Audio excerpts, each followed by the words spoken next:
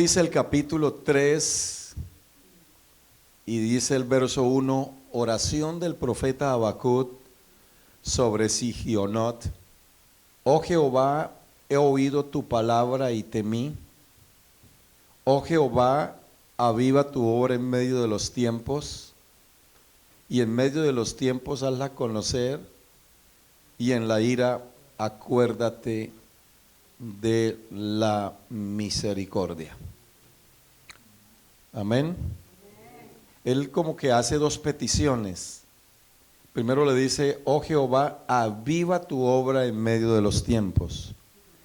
Y la segunda petición que hace es, en medio, y en la ira acuérdate de la misericordia. Digan gloria a Dios. Aviva tu obra en medio de los tiempos, y en la ira acuérdate de la misericordia. Digan gloria a Dios. Aviva tu obra en mí. Podría ser como nuestra petición en el día de hoy. Señor, aviva tu obra en mí. Porque el avivamiento no lo provocamos nosotros o no lo traemos nosotros. Tal vez sí lo podemos provocar, pero el avivamiento viene de parte de Dios a través de su Espíritu Santo. ¿Cierto? Entonces vamos a orar que Dios nos ayude en esta meditación de la palabra de Dios. Ustedes van a estar sentados por algún tiempo, pero en estos momentos que están de pie, vamos a levantar nuestras manos para hacer una oración y decirle: Dios, bendiga nuestras vidas a través de tu palabra. Usa al predicador, dale palabras, dale pensamientos, y que esta palabra sea de beneficio para nuestra alma, para nuestro crecimiento espiritual. Todos oremos, levanten sus manos, alcen sus voces. Quiero oírlos levantar un clamor de oración, porque Dios nos hable a todos en el día de hoy. Padre Celestial, te doy honor, te doy gloria, te doy adoración. Bendigo tu santo nombre, bendigo tu amor, bendigo tu gracia, bendigo tu grandeza, tu poderío, tu misericordia, tu bondad.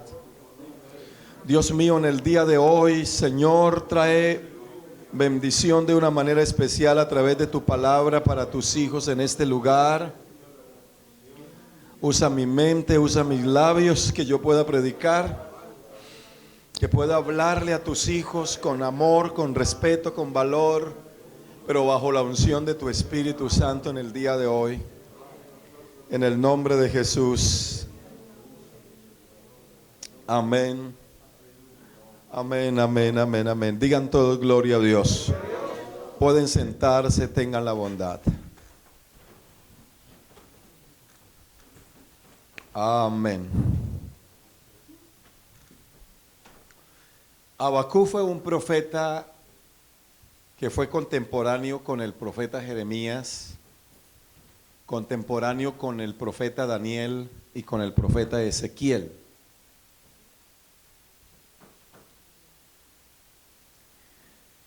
Parece que Habacuc se queja o le da una queja a Dios de que su propia nación sea destruida por su maldad. Que de pronto habían naciones más malas que de pronto la nación a la cual estaba hablando Habacuc, pero que preservaba las más malas y las menos malas, como Israel en ese momento quería como traerle una destrucción. Y parece que a veces no se entiende algo como estas cosas. ¿Por qué los justos sufren? ¿Y por qué los impíos como que viven a las anchas? Como que viven tranquilos y como que la vida como que les sonríe más y mejor. Y de pronto al cristiano, al que se guarda para Dios, al que está pendiente de las cosas divinas, como que tiene más dificultades, como que está enfrentando luchas con su vida, con su cuerpo, con su familia, con su hogar, con su matrimonio, luchas con sus hijos, en medio de enfermedades, como la salud de la hija del hermano Escobedo, que estamos orando para que Dios la saque sana del hospital. Pero nosotros, como pueblo de Dios, a pesar de todas estas situaciones, que pareciera que nos llegan más a nosotros que a los demás, nosotros realmente tenemos una esperanza.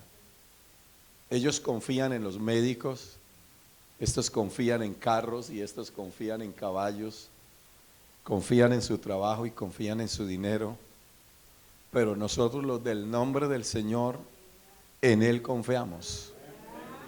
Y cuando confiamos en Él, aunque todo esté en el borde de la imposibilidad, cuando parece que todo estuviera tan negro, tan difícil, entonces ahí Dios extiende su mano en el último momento, extiende su mano para decir: aquí estoy yo para ayudarte y bendecirte. Para mí no fue fácil realmente pasar por un túnel oscuro durante 4 meses aproximadamente, y como que veía que las cosas se alargaban y el tiempo más, y con más dificultades, con infecciones, con hospitalizaciones y todo lo demás, y parecía que como que no llegaba al final del túnel y poder ver la luz. Pero la luz llegó en los momentos más cruciales, en los momentos más difíciles, cuando de pronto mi espíritu se agotó, cuando de pronto mi espíritu se debilitó, cuando estaba realmente físicamente ¿cómo se llama? Bien mal. Entonces ya lo último, a través de la intervención médica y de pronto la mano de Dios ahí en esa situación, poder ver la luz. Cuando de pronto me llevaron a la sala de la anestesia, me hicieron otras preguntas ahí y siempre era diciéndome: todo esto son los riesgos, todo esto va a poder pasar o puede suceder. Cuando hablaron de la transfusión de sangre, entonces un poco de cosas que dicen riesgos de eso, y riesgos también de la anestesia, que si se le va la mano al anestesiólogo puedes quedar ahí y ya, no vivir más. Y todo un montón de riesgos, y tiene que firmar uno todos esos riesgos. Y yo decía: pero ¿para qué me ponen a firmar esto y para qué me hablan esto ya en el último momento? Cuando ya estoy para ir al quirófano. Entonces sí, pero tienes que hacerlo. Pero de pronto ahí puse las iniciales y ya no supe más de mí. Ya supe cuando estaba en la sala de recuperación, me dijeron una enfermera que estaba ahí al lado monitoreando, y me dice: ¿cómo se siente, Mr. Amaya? Le dije: pues no sé, estoy aquí. Vea, usted ya ha sido operado y salió muy bien de la operación, no hubo complicaciones, y estás aquí en la sala de recuperación, ya está listo el cuarto para llevarlo en un tiempito más adelante. Entonces yo no supe de mí por varias horas, y uno entiende que los que han pasado de pronto por cirugías así, siempre uno teme a cierta situación, pero cuando uno está ahí le dicen: ya salió bien y está bien. Y cuando yo dije: estoy vivo, gloria a Dios, no me morí, estoy vivo, estoy operado, y bueno, y dicen que salí bien y que no hubo complicaciones, entonces como que hay un respiro maravilloso y como que le llega una paz, y ahora es la recuperación y esperando en Dios que los resultados de esa operación sean magníficos. Y yo le llamo a esos resultados maravillosos. Maravillosos han sido para mí, gracias a Dios. Y les puedo llamar así, como les he dicho ya, como una bendición. Entonces Habacuc realmente está en una situación donde él quería respuesta de parte de Dios. Era un hombre que quería respuesta, porque él estaba perturbado por lo que observaba, por el panorama que veía. Y él le formulaba realmente preguntas difíciles, mientras Habacuc aguardaba la respuesta a sus preguntas. Entonces Dios le ofrece el don de una verdad que podía satisfacer sus sueños más íntimos. Y por eso en el verso 4 de este capítulo anterior al 3, es decir, el 2, en el verso 4 o en el verso 3 le dice: aunque la visión tardara, o aunque la visión tardará aún por un tiempo, mas se apresurará hacia el fin y no mentirá. Y aunque tardare, espéralo, porque sin duda vendrá y no tardará. De pronto ese no tardará, uno lo ve o lo piensa que es en el instante y en el momento. Pero el no tardará para Dios pueden ser días, o pueden ser semanas, o pueden ser años. Porque para Dios es un día es como 1000 años, y 1000 años es como un día para Él. Pero para nosotros realmente esperar una semana puede ser demasiado. O esperar un mes puede ser más que demasiado. O pensar en que hay que esperar un año o más de un año. Entonces para nosotros se puede convertir en algo que puede ser muy tedioso y muy difícil.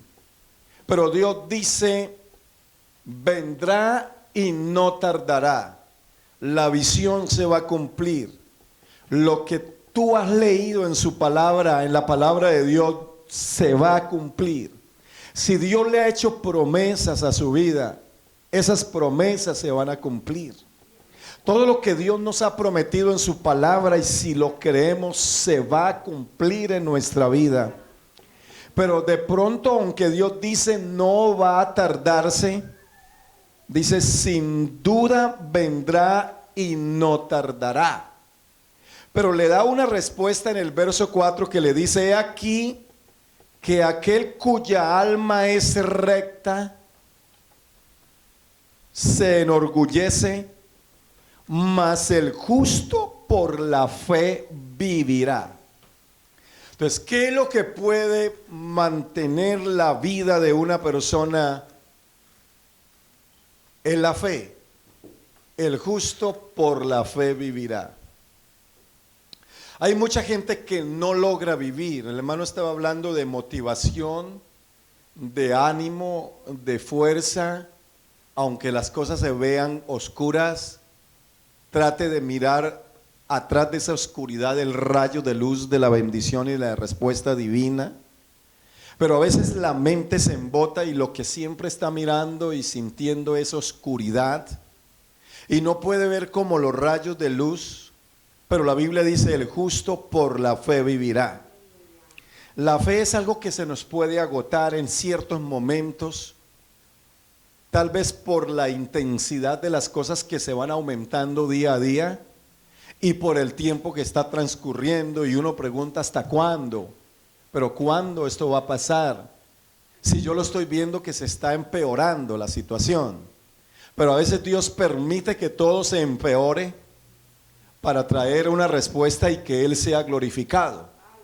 La situación de la aldea de Betania se empeoró hasta la muerte, y se empeoró hasta la sepultura, y se empeoró hasta que Lázaro realmente ya estaba en estado de putrefacción, y Jesús llega al 4.º día. Pero es ahí donde Él hace el milagro de la resurrección, y no importa si los órganos y el cuerpo ya está podrido, Él puede hacer de la nada algo grande. Él cambia la luz, Él cambia las tinieblas en luz, y Él cambia la muerte en vida. Amén, digan gloria a Dios. Y Él cambia todo para nuestro bien. Él dice: he aquí yo hago nuevas todas las cosas. Y estas palabras son fieles y son verdaderas. Amén, digan gloria a Dios. ¿Por qué Dios espera hasta el último momento de nuestra vida, no el último momento de su plan. No, porque como digo, o como dice la Escritura y como ya dije, un día para Él es como 1000 años, y 1000 años para Él es como un día. Para Él la muerte no es la muerte realmente, para Él la muerte es un sueño. Él dijo, voy a despertar a Lázaro. Para los discípulos, entonces, Lázaro estaba durmiendo. Jesús les dice, Lázaro ha muerto, pero Él les dice, voy a despertarle. Entonces, para Jesús la muerte es un sueño. Para nosotros la muerte la vemos como algo fatal. Y sí, y así se convierte en algo fatal para nosotros. No queremos morirnos, ¿cierto? Nadie se quiere morir. Papá en estos momentos con 104 años, de pronto enfrentar la muerte para él, pues obviamente está mucho más cerca, aparentemente, porque hay muchas personas que tienen 50 años o tienen menos años y están muriendo en estos momentos y papá sigue vivo con 104 años. Pero para papá ya enfrentar la muerte, de pronto él dice ya lo mira como algo que va a venir y sabe que digamos la partida de aquí se acerca, aunque de pronto no responda mucho por su pérdida de la memoria y todo esto, pero eso es una situación que si nosotros nos lo preguntan en estos momentos, uno dice, no, yo todavía no voy a enfrentar eso todavía. Estoy vivo, estoy con salud, estoy fuerte, estoy aquí para adorar, para alabar y glorificar al Señor Jesucristo. Pero la Biblia está diciendo, el justo por la fe vivirá. Entonces, la fe en nosotros es algo que, aunque vengo en cierto momento por las circunstancias de la vida, pues no perdemos eso, porque aunque tuvieras fe como un grano de mostaza. Entonces la fe no se mide como se mide cuántas onzas tiene esta botella de agua, creo que son 16 onzas. No se mide, yo tengo 16 onzas de fe, o tengo una tonelada de fe. No se puede medir, ni tengo una fe de aquí a Guatemala, hermano Roberto, ¿sí? Que son como aproximadamente unas 3000 millas o 2500 millas, no sé en avión, porque si se va por carretera sí, póngale millas, bastante. Pero la fe no se mide en cuestiones lineales, ni la fe se mide en cuestiones de peso o de volumen.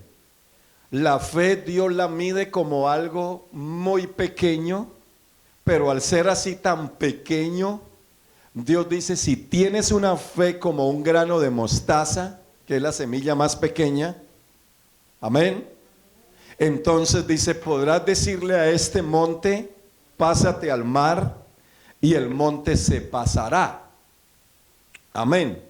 Y no es que vamos a salir, amén, o la gente esté moviendo montes de un lugar a otro, no, sino más bien es presentando las dificultades y las situaciones de la vida para enfrentarlas con fe, con seguridad, y poder realmente que aunque tengamos en un momento dado como que perdemos la esperanza, esa fe continúa en nosotros y se convierte o puede ser como un grano de mostaza pequeña.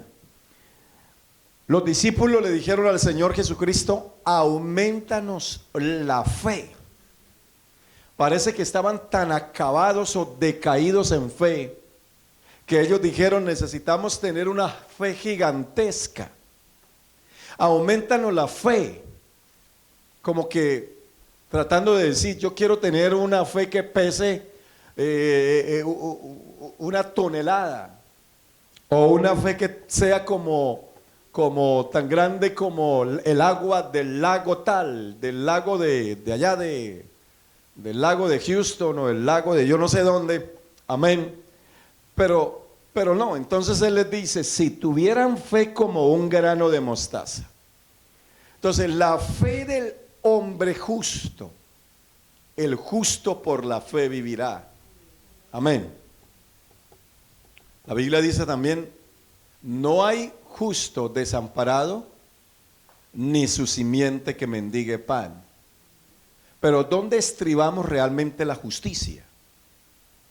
No es solamente, a veces pensamos que nos calificamos como personas justas, pero realmente quizá no lo seamos.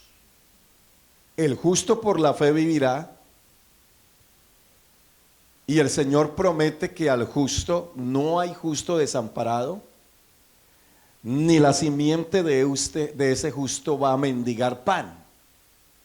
Pero realmente, ¿cuál es la justicia de nosotros? ¿Cuál es la vida justa que nosotros tenemos? ¿Realmente actuamos como personas justas en todo el sentido de la palabra? ¿O estamos cortos en eso de ser justos? Entonces, las promesas en la palabra de Dios, en este caso, el justo por la fe vive y no hay justo desamparado, tenemos que observarlo y realmente considerar si realmente somos gente justa. Digan gloria a Dios. Amén. Pregúntese usted mismo, usted misma, ¿soy un hombre justo? ¿Soy una mujer justa? ¿De verdad hay en mi corazón eso de la justicia, de ser alguien justo de verdad?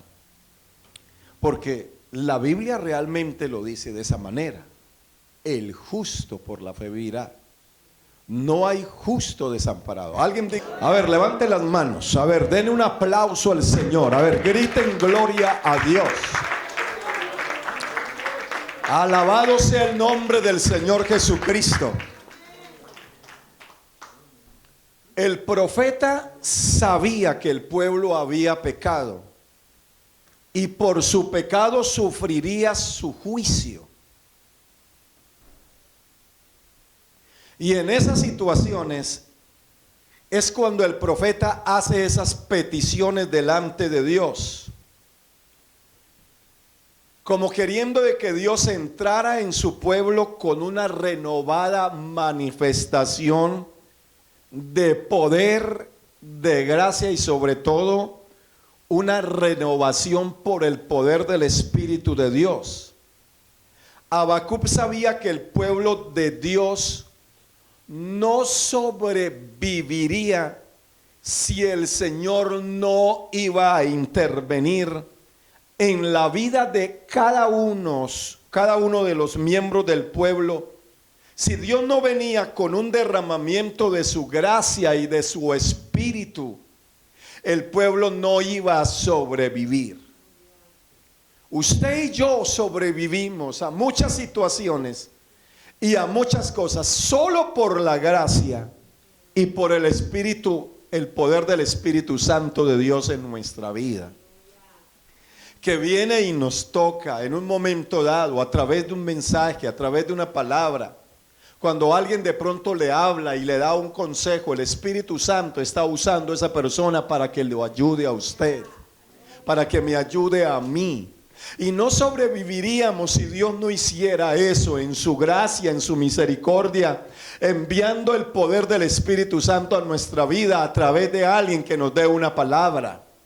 Desde este púlpito una palabra. Jesús dijo: las palabras que yo os he hablado son espíritu y son vida.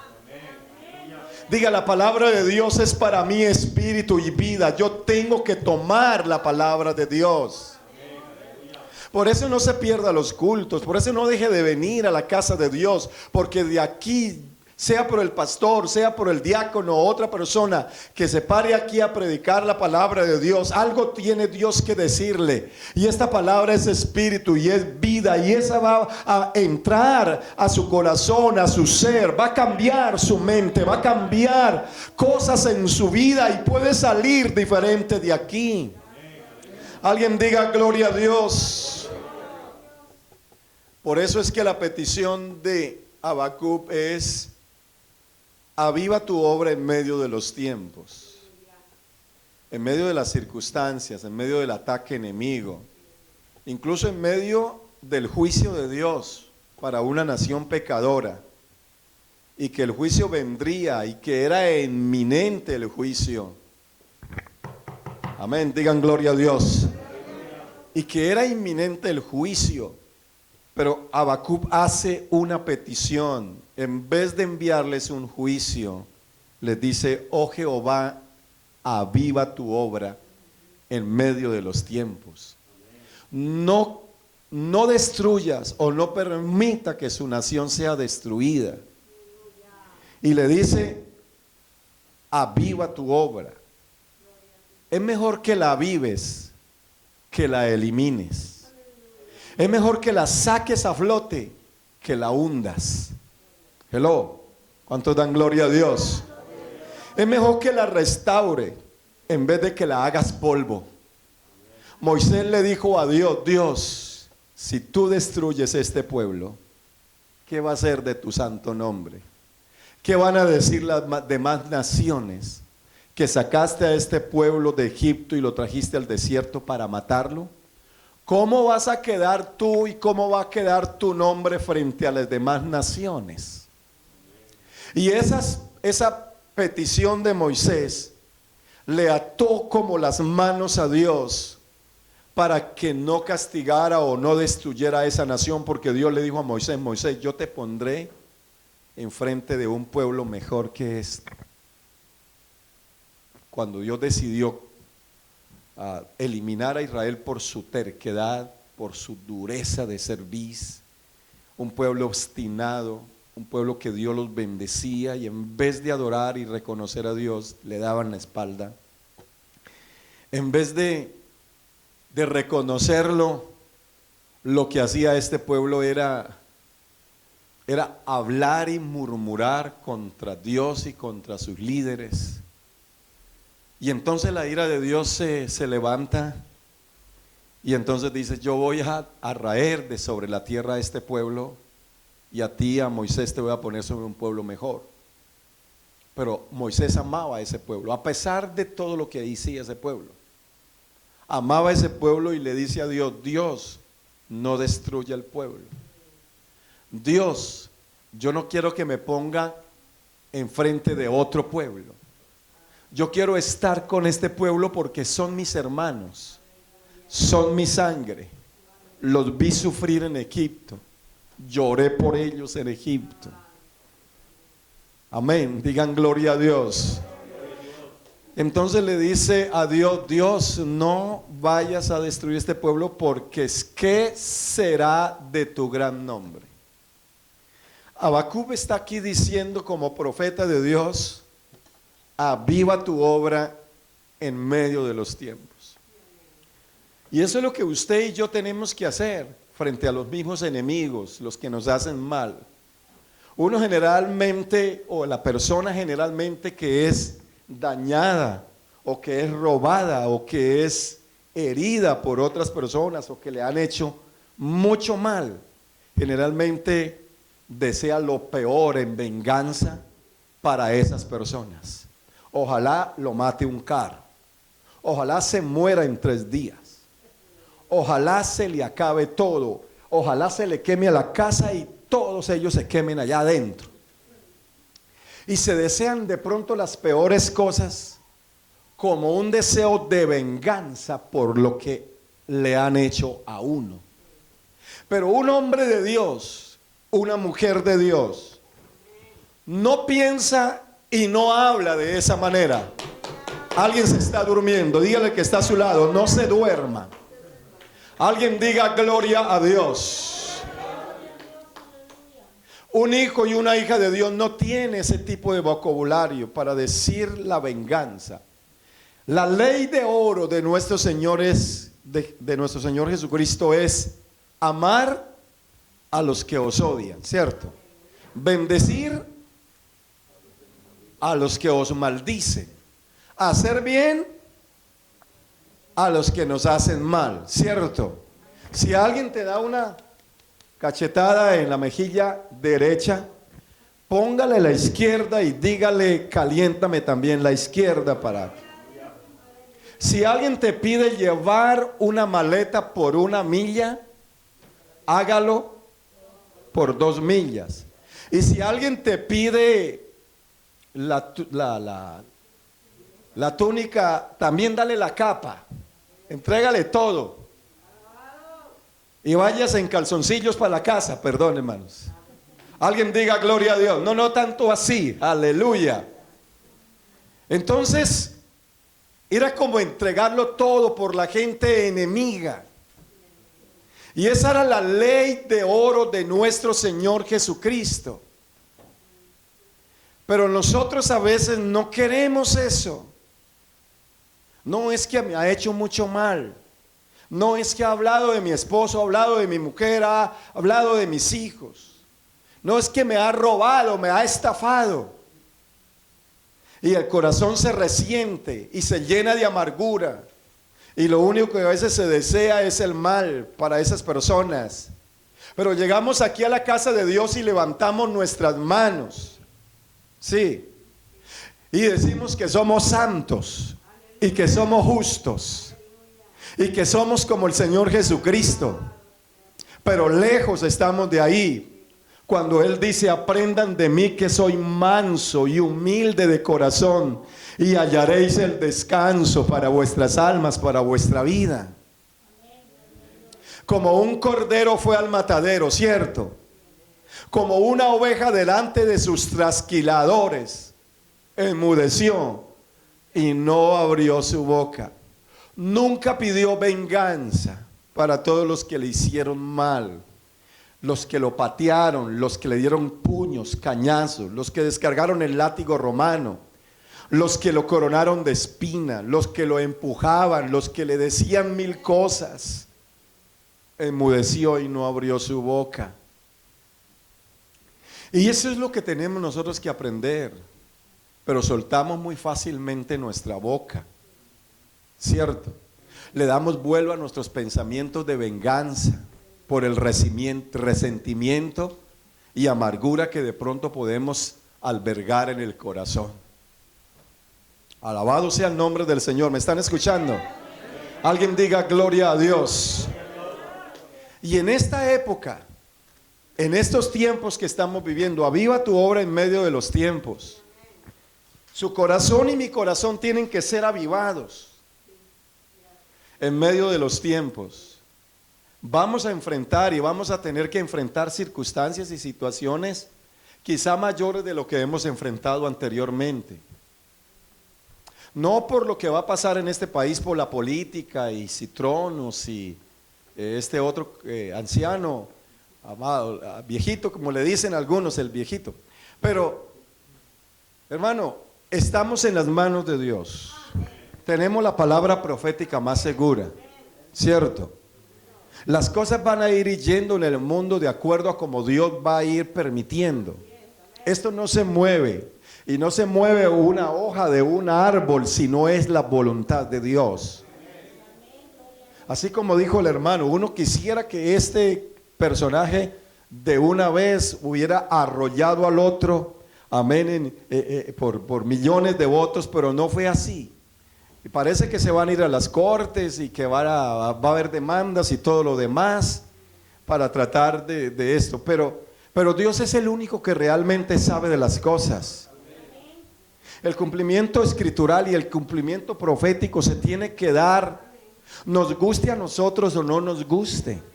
El mundo no le va a gustar sí o no, porque no saben del conocimiento y de la sabiduría de Dios en la palabra del Señor. Ellos se atienen a lo que dicen los noticieros y a lo que hablan las gentes, pero nosotros tenemos que atenernos a lo que dice la palabra de Dios.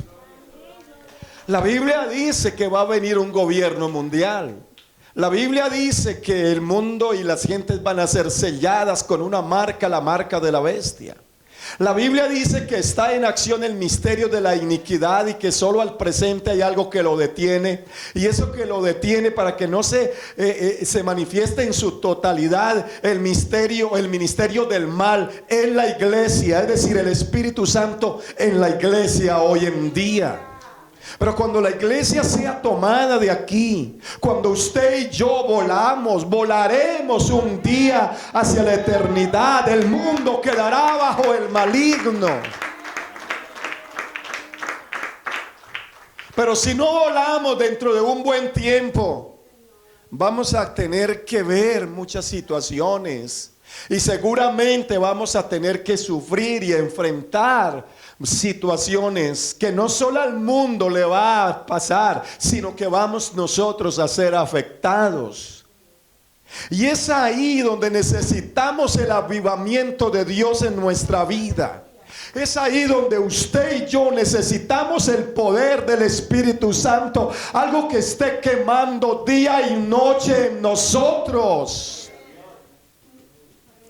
Dios le dijo a Moisés, y le dijo que hiciera el holocausto y que encendiera el fuego. Y que ese fuego no podía apagarse de día ni de noche. Tenían que en la mañana sacar la ceniza y poner nuevo elemento para que el fuego se mantuviera encendido en el altar de día y de noche. Hermano, hermana, usted y yo necesitamos mantener el fuego encendido en nuestros corazones. Usted no puede darse el lujo en esta época y en estos tiempos darse el lujo de vivir una vida espiritual vacía, una vida espiritual sin el poder del Espíritu Santo en usted, una vida espiritual sin que usted hable nuevas lenguas como señal de tener el Espíritu Santo allá dentro de su corazón. Usted tiene que entender que usted es templo del Espíritu Santo. Y si usted es templo del Espíritu Santo, usted tiene que, a percibir si realmente el Espíritu Santo está en su vida. ¿Cómo sabe que el Espíritu Santo está en usted? ¿Cómo sé yo que el Espíritu Santo está dentro de mi corazón?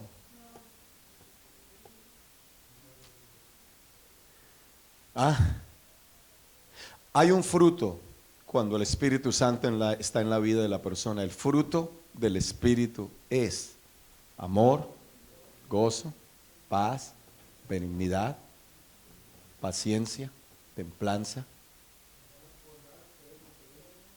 mansedumbre, fe. Ese es el fruto del Espíritu. Y si no tenemos eso, y si tenemos solamente algunas, entonces el fruto está incompleto. Porque la Biblia no dice los frutos del Espíritu, no, el fruto. Eso es como el fruto de la vid, ese racimo, pero que tiene muchas uvas. Así es el fruto del Espíritu Santo, contiene muchos elementos, pero que eso hace el fruto. Entonces todo eso que habla Gálatas tiene que estar en nosotros para que el fruto del Espíritu Santo sea completo en nosotros. Porque también y las obras de la carne son las siguientes. Amén. Digan gloria a Dios, digan gloria a Dios. Alguien diga gloria al Señor Jesucristo. Entonces, hermanos, necesitamos que esto, que es supremamente importante para nuestras vidas, esté en nuestros corazones y esté en nosotros de una manera en que lo atendamos.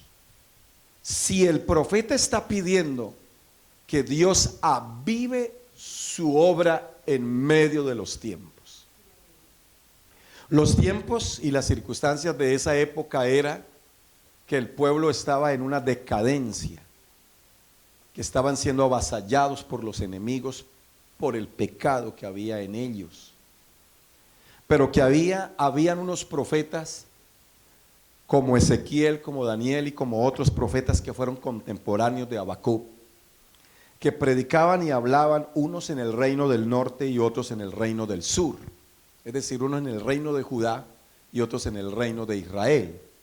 Aunque era Judá e Israel, el asunto es que era el mismo pueblo, pero hubo una división.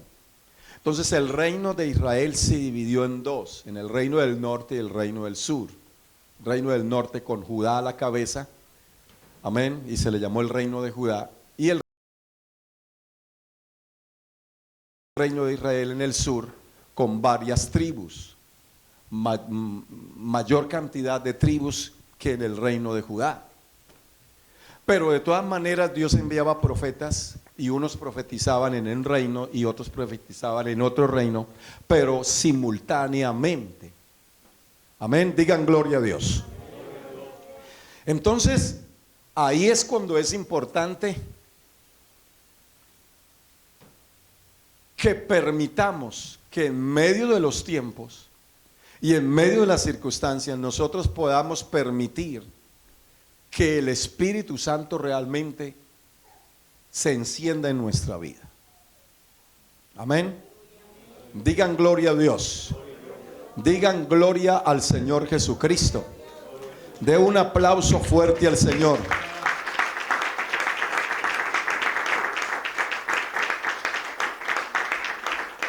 Entonces el apóstol Pablo escribe a los Gálatas en el capítulo 5, en el verso número 16, le dice: les digo pues, andad en el Espíritu y no satisfagáis para los deseos de la carne, porque el deseo de la carne es contra el Espíritu y el del Espíritu es contra la carne, y estos se oponen entre sí para que no hagáis lo que quisierais.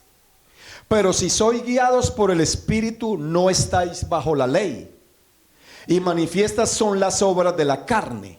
Digan, las obras de la carne, que son adulterio, fornicación, inmundicia, lascivia, idolatría, hechicería, enemistades, pleitos, celos, iras, contiendas, disensiones, herejías, envidias, homicidios, borracheras, orgías y cosas semejantes a estas, acerca de las cuales os amonesto, como ya os lo he dicho antes, que los que practican tales cosas no heredarán el reino de Dios. Entonces les dice, pero el fruto, más el fruto del Espíritu es amor, gozo, paz, paciencia, benignidad, bondad, fe, mansedumbre, templanza. Contra tales cosas no hay ley. Pero los que son de Cristo han crucificado la carne con sus pasiones, sus deseos. Si vivimos por el Espíritu, andemos también por el Espíritu. Y no nos hagamos vanagloriosos, irritándonos unos a otros, envidiándonos unos a otros. Entonces, qué interesante este capítulo número 5 de la carta del apóstol Pablo a los Gálatas. Nosotros a veces pasamos por encima de todas estas cosas y vivimos un cristianismo a veces seco, un cristianismo solamente de venir cada 8 días o tal vez 2 veces a la semana. Pero es que la presencia suya en la iglesia no califica realmente lo que hay dentro de usted. Porque los templos católicos también se llenan los días domingo y esa gente está súper vacía.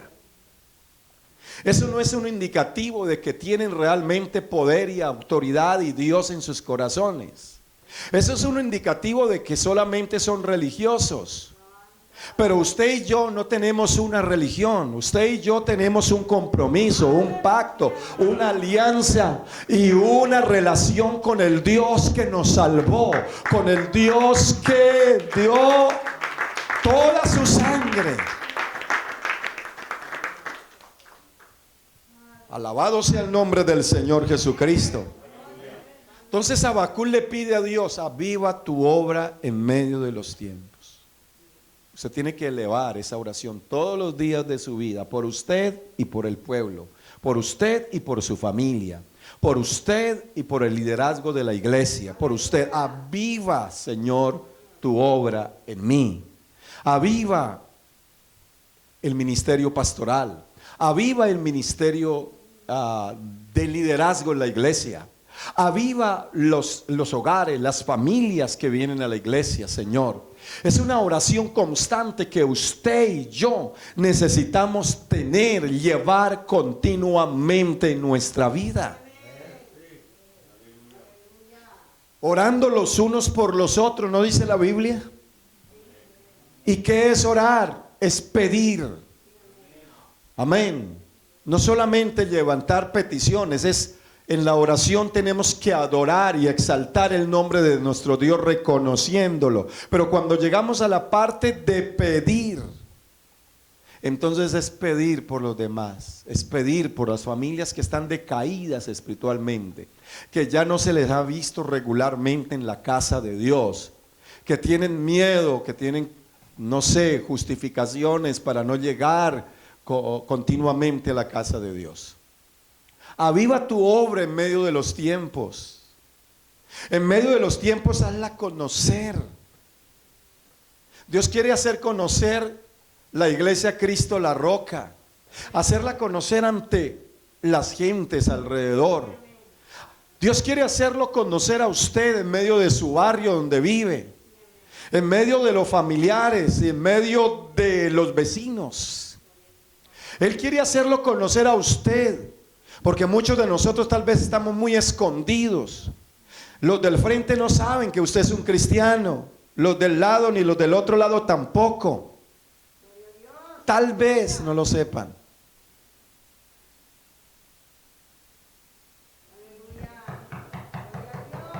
Dígale que está al lado, hello.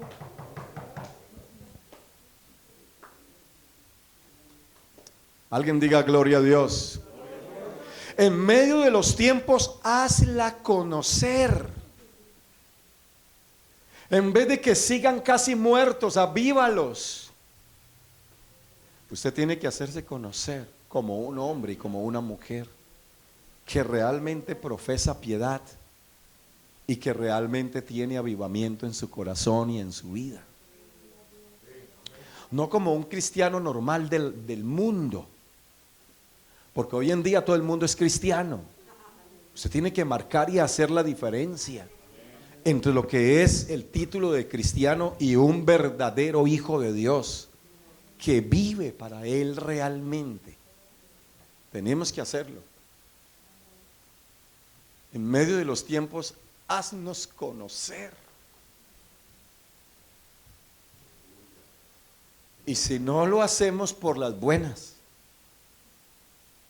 quizá tengamos que hacerlo por las malas. Porque cuando hay persecución, y uno, no solamente en la Biblia, uno tiene historia, y hay historia donde han sido perseguidos los cristianos, y donde han llegado, han resplandecido, han predicado el evangelio, y empiezan a añadirse otros para el reino de Dios. Cuando la iglesia primitiva fue perseguida, entre más los perseguían, ellos seguían predicando aún más. Y entonces la iglesia se aumentó en número. Y el Señor añadía cada día a los que debían de ser salvos.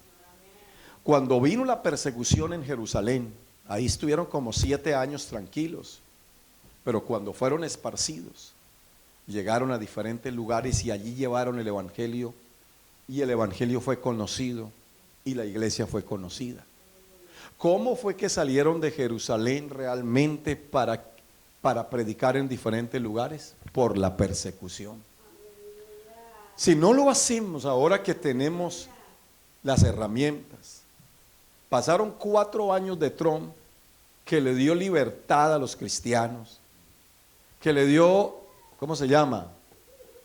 Vía libre a las iglesias, que en medio de toda esta pandemia dijo: las iglesias son esenciales porque la gente necesita reunirse, a adorar a Dios, a buscar de Dios, a tener paz en el corazón, a cantar para Dios, porque eso trae vida y eso trae sanidad al alma y sanidad al cuerpo. Otros demócratas allá en California no quieren ni abrirles el 25% siquiera Me visitó un pastor que vino de California, que está en San Bernardino, California. Y él vino para visitar a su mamá, que está un poco enferma aquí en Houston. Ellos son amigos míos. Me llamó y estuvo en mi apartamento y él me dijo, nosotros en San Bernardino no tenemos cómo abrir la iglesia. Prohibido abrir las iglesias en San Bernardino. Tenemos todo que hacerlo online.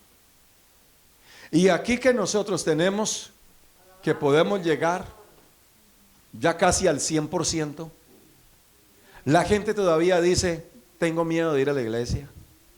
Pero sí los vemos en los restaurantes, sí los vemos allá en Walmart y sí van a trabajar todos los días. Al trabajo, no, es que en la iglesia se contaminan según ellos. No, es que nos podemos contaminar en la iglesia, pero no en el trabajo, no en la marqueta, no en el supermercado y no en el restaurante y no cuando los visitan las demás familiares. Eso ya es como un cuento muy barato y muy, ¿cómo se llama? Muy reescogido. Para muchos que quieren justificar, como en este estado, que se le ha dado oportunidad de abrir las iglesias.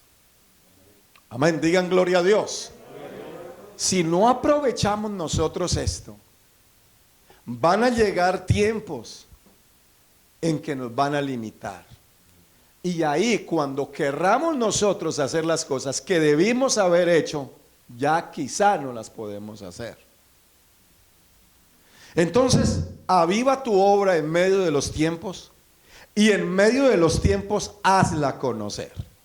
Dios quiere hacerla conocer a usted con la gente que usted tiene el verdadero Dios, que tiene el verdadero cristianismo, que tiene la verdadera relación con Dios y que tiene al Dios verdadero en su corazón, que tienes verdadera salvación, hello, que tienes un camino abierto hacia el cielo.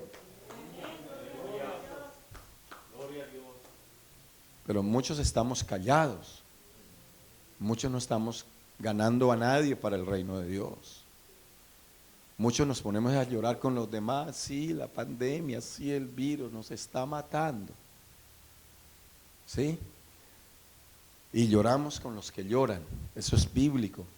Pero también nos tenemos que alegrar con los que se alegran. Gozaos con los que se gozan. Alguien diga gloria a Dios. Usted tiene que cambiarle la tristeza al triste por el gozo que usted tiene. El gozo del Señor es mi fortaleza. ¿Sí o no? Usted tiene que ser fuerte frente al débil por el gozo del Señor. Y ese gozo del Señor es el gozo de la salvación en su vida. Por eso David dijo, devuélveme el gozo de tu salvación. Si hay algo que produce gozo en la vida de una persona, no es el dinero, no es un aparato, no es un carro o una casa o un trabajo nuevo. El gozo que tiene que producir y que es un gozo inefable, amén, es el gozo de la salvación en nuestra vida. Cuando usted se hace conocer frente a la gente que se están durmiendo aquí, hermanos, por favor.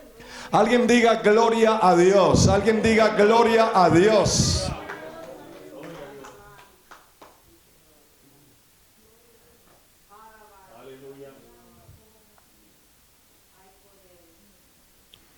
El profeta le pide a Dios, persevera la vida del pueblo.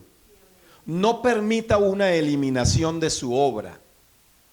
Que su programa declarado en marcha lo haga una acción divina. Dios siempre tiene planes. Y tiene planes con su vida, tiene planes con mi vida. Pero en este siglo XXI y en esta época y en estos tiempos necesitamos un despertamiento espiritual. No un despertamiento espiritual de conceptos, sino un despertamiento real dentro del propósito divino. Y este despertar es la obra del Espíritu Santo, siendo el Espíritu Santo de parte de Dios el agente del Dios Todopoderoso para llevar a cabo el propósito divino en nuestros corazones. Pero ¿qué necesitamos para lograr un avivamiento? Ya voy a terminar. Diga, un avivamiento en nuestras vidas. Necesitamos un avivamiento familiar, un avivamiento personal, pero necesitamos un avivamiento congregacional. Digan gloria a Dios. Pero ¿qué necesitamos para eso? Si se humillare mi pueblo, número 1, sobre el cual mi nombre es invocado, y se arrepintieren, se convirtieren de sus malos caminos, ¿qué dice Dios? Yo entonces oiré desde los cielos. ¿Qué dice Dios? Perdonaré sus pecados y sanaré vuestra tierra. Entonces, la primera cosa, o lo que Dios necesita ver en nosotros, en el pueblo, es el perdón de los pecados. Es mejor, el arrepentimiento. Tenemos que arrepentirnos, porque hemos dejado cosas de lado, porque no hemos estado haciendo lo que Dios dice que hagamos. ¿Sabe qué dice Proverbios 28:13? El que encubre sus pecados no prosperará, mas el que los confiesa y se aparta alcanzará la misericordia. Hay cristiano que dice, yo así estoy bien, yo he sido así siempre, yo estoy bien así. Tiene problemas, tiene conflictos, tiene hábitos pecaminosos en su vida y dice, así estoy bien. Eso es encubrir el pecado. El que encubre sus pecados no prosperará. Uno ve cristianos todo el tiempo lo mismo. No avanzan, no crecen, no se les ve gozo. Casi nunca se les ve llorar en la iglesia, ni estar encendidos bajo el poder del Espíritu Santo. Nada los quebranta, porque ya tienen como que una conciencia, un corazón, ¿cómo se llama? Corazón duro, como una caparazón, más fuertes que la coraza de una tortuga, que le cae piedras encima y no la parte. Escuchan mensajes, escuchan palabra, pero siguen iguales, nunca se quebrantan. El que encubre sus pecados no prosperará. Usted puede venir a la iglesia, el cristiano puede llegar aquí, pero si no ha arrepentido de verdad, uno conoce de cristianos que fuman, que usan marihuana. Discúlpeme, hermano, que esté hablando así de esta manera. Uno conoce y escucha después historias de cristianos que se emborrachan, que toman licor. Dirá usted, pero esos no son cristianos. Sí, esos no son cristianos, pero dicen ser cristianos y se mantienen en la iglesia. No hacen nada en la iglesia, sí, bueno, se les tiene como hermanos y se les abraza cuando se podía abrazarlos. ¿Hello? Entonces dan gloria a Dios. Y cargan hábitos y cargan esclavitudes. El que encubre sus pecados no prosperará. La única manera de que venga avivamiento es cuando hay un verdadero arrepentimiento. Entonces yo perdonaré vuestros pecados y yo sanaré vuestra tierra, sanaré vuestro interior, sanaré vuestro cuerpo, sanaré tu familia, sanaré tu vida.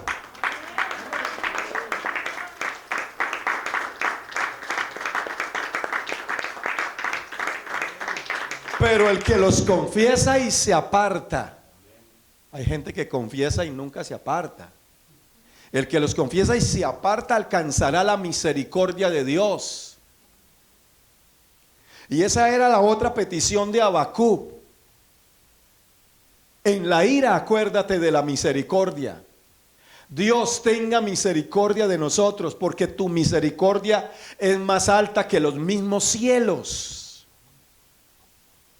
Y por tu misericordia es que no hemos sido destruidos, dice la palabra de Dios. La misericordia de Dios es inmensa, es grande, es maravillosa. Gracias a Dios por su misericordia. Es por pura gracia y misericordia de Dios que usted y yo estamos aquí en el día de hoy. Diga gloria al Señor Jesucristo, diga gloria a Dios.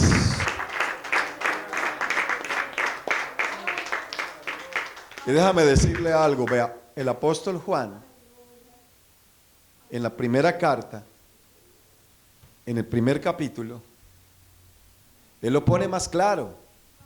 Y él dice en el verso 8, si decimos que no tenemos pecado, nos engañamos a nosotros mismos. Y la verdad no está en nosotros. Si confesamos nuestros pecados, Él es fiel y Él es justo para perdonar nuestros pecados y limpiarnos de toda maldad. Si decimos que no hemos pecado, le hacemos a Él mentiroso y su palabra no está en nosotros. Entonces, esta es una palabra del apóstol Juan extraordinaria, inspirado por el Espíritu de Dios. Y cuando decimos, yo así estoy bien, así soy, así me criaron, así es mi genio, así es mi carácter, o así es acá, o así es allá, o Dios sabe, Dios me conoce. Muchos dicen, Dios me conoce, y andan en sus malos hábitos.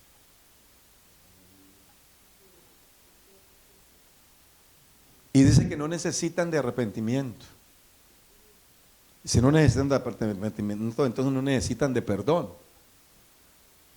Pero entonces están diciendo que no tienen pecado y están haciendo a Dios mentiroso. Entonces ahí es donde está la gravedad. Si decimos que no tenemos pecado, nos engañamos a nosotros mismos. Por eso es que todos los días necesitamos arrepentirnos, porque vienen pensamientos, porque a veces hablamos descomedidamente, porque a veces sentimos cosas y decimos cosas y hablamos cosas y tenemos actitudes dañinas que hacemos que otros se desanimen. Una mujer chismosa, eso es un pecado grave. Yo sé que aquí no hay mujeres chismosas, ni habladoras ni cuentistas, como en otros lugares. ¿No? Pero una mala lengua enciende un terrible fuego. Y hay hogares que se han destruido por la lengua de otros. Y hay gente que se ha desanimado por la actitud de otros. Y nos convertimos en matadores de almas. Aunque estemos aquí, estamos matando a otros por el comportamiento y el mal testimonio y los malos hábitos que todavía cargamos. Diga, esto me está doliendo. No le está doliendo. Alguien diga gloria a Dios. Alguien diga gloria al Señor Jesucristo. Necesitamos un avivamiento en nuestra vida y un avivamiento en nuestra congregación y un avivamiento en nuestro territorio como el avivamiento de la calle Azusa.